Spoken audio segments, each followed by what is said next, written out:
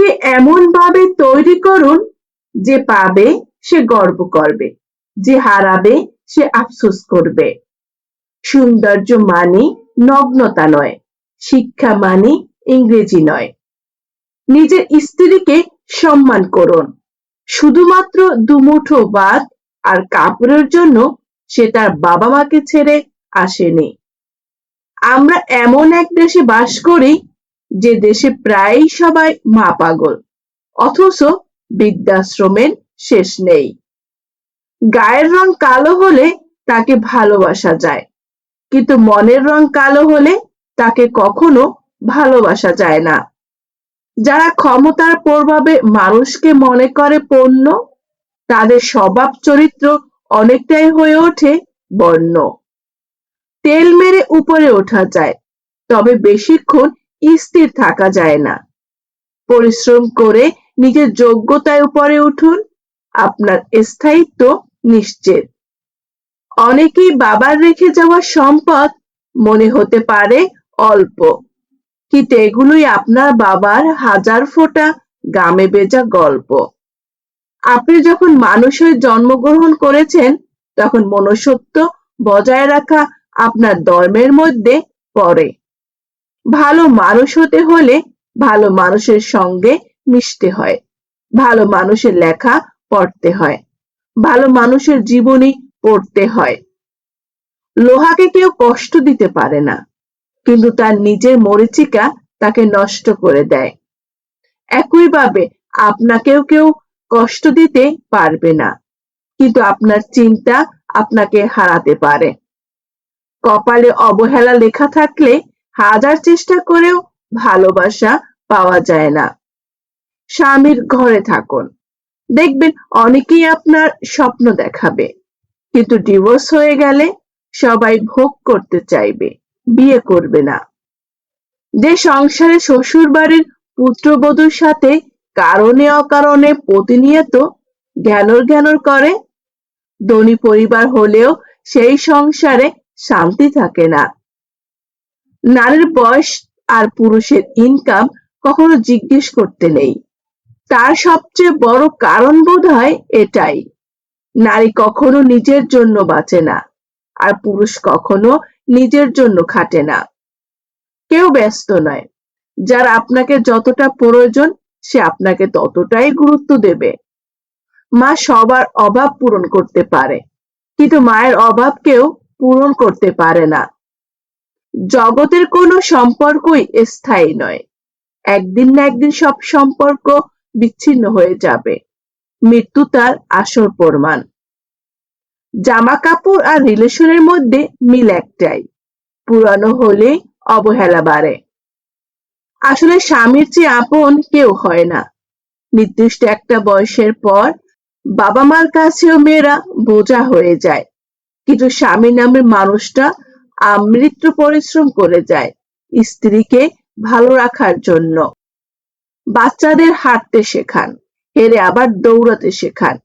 দৌড়াতে গিয়ে পাশের বন্ধু হোঁচট খেলে টেনে তুলতে শেখান। ভাগাভাগি করে খেতে শেখান, বন্ধুর পাশে থাকতে শেখান।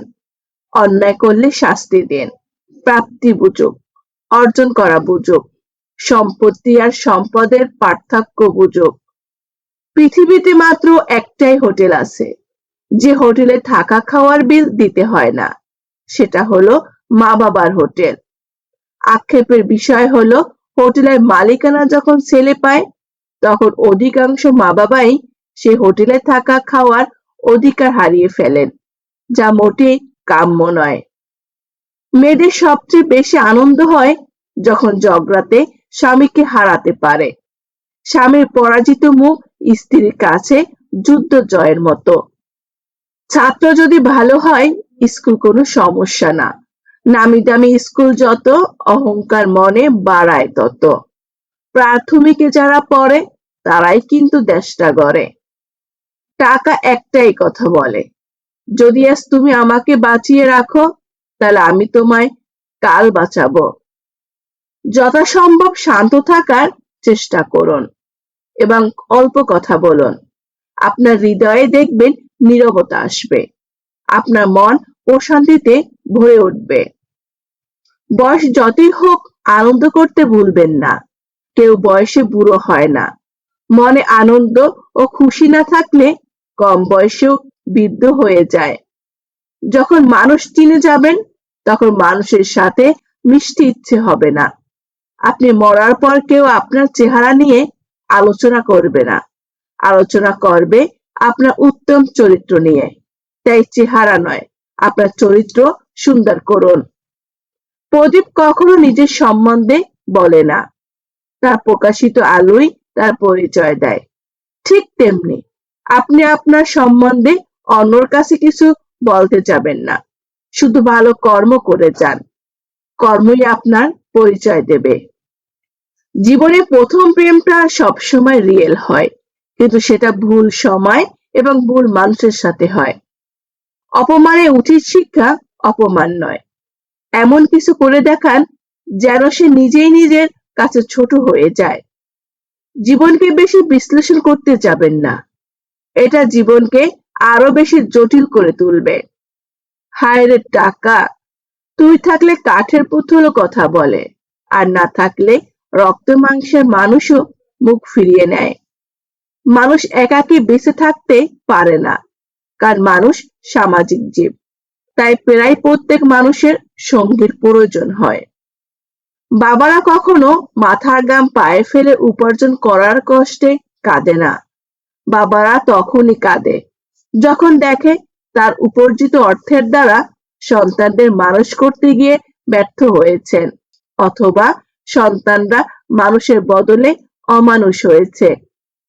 মানুষ সব সহ্য করতে পারে, কিন্তু ভালোবাসার মানুষকে অন্য কারোর সাথে সহ্য করতে পারে না। টাকা দিয়ে সবকিছু কেনা গেলেও যোগ্য সম্মান আর খাঁটি ভালোবাসা কখনো কেনা যায় না। অভাব সময় আর পরিস্থিতি জীবনের সব থেকে বড় শিক্ষক। অভাব বুঝিয়ে দেয় প্রয়োজনীয়তা, সময় বুঝিয়ে দেয় আপনার অবস্থান, আর পরিস্থিতি বুঝিয়ে দেয় আপনার দুর্বলতা। আপনার উন্নতিতে যারা হিংসে করে, খোঁজ নিয়ে দেখবেন তাদের বেশিরভাগ মানুষ আপনার পরিচিত মুখ। কেউ কারো জন্য মরে না, সবাই ঠিকই বেঁচে থাকে। জীবন চলে যায় জীবনের নিয়মে, শুধু মরে যায় ভালোবাসা, প্রতিশ্রুতি আর সাজানো স্বপ্নগুলো। খুব কষ্ট হয় যখন কাছের মানুষগুলো পরিস্থিতি না বুঝে ভুল বোঝে। মেয়ে অসুস্থ হলে তখন মনে কষ্ট হয়, আর বৌমা অসুস্থ হলে তখন সেটা নাটক মনে হয়। সবাই লড়ে সবার মতো, সবাই সাজে শূন্য, আলাদা শুধু অস্ত্রগুলো আর কারণগুলো ভিন্ন। যদি আপনি কাউকে সম্মান করতে না পারেন, তাকে অসম্মান করবেন না। যদি আপনি কাউকে উপকার করতে না পারেন, তার ক্ষতি করবেন না। আর যদি আপনি কারো জীবনে হিরো হতে না পারেন, কখনো তার জীবনে ভিলেন হবেন না। একজন মানুষ জন্মগতভাবে নয়, কর্মের দ্বারা মহান হয়। সমাজ যতই চরিত্রের কথা বলুক, সমাজ তো আজও সুন্দর চেহারা খোঁজে। আমরা শুধুই মুখে বলি, চিন্তা করে কেউ উপলব্ধি করি না। আজকে মরলে কালকে 2 দিন। ভদ্র ও নম্র ব্যবহার করলে মূর্খরা ভাবে দুর্বল, কিন্তু তারা আসলে জানে না এই গুণটি অর্জন করা কতটা কঠিন। যে আপনার নীরবতার ভাষা বোঝে না, সে আপনার চিৎকারে ভাষাও বুঝবে না। আমরা প্রত্যেকেই যোগ্য ব্যক্তি খোঁজার চেষ্টা করি, কেউ যোগ্য হওয়ার চেষ্টা করে না। মেয়েদের ভবিষ্যৎ কেমন কাটবে এটা টাকার উপর নির্ভর করে না, এটা নির্ভর করে একজন ভালো স্বামীর উপর। একটা কবরের পাশে লেখা ছিল, হে পথিক, একটু দাঁড়াও।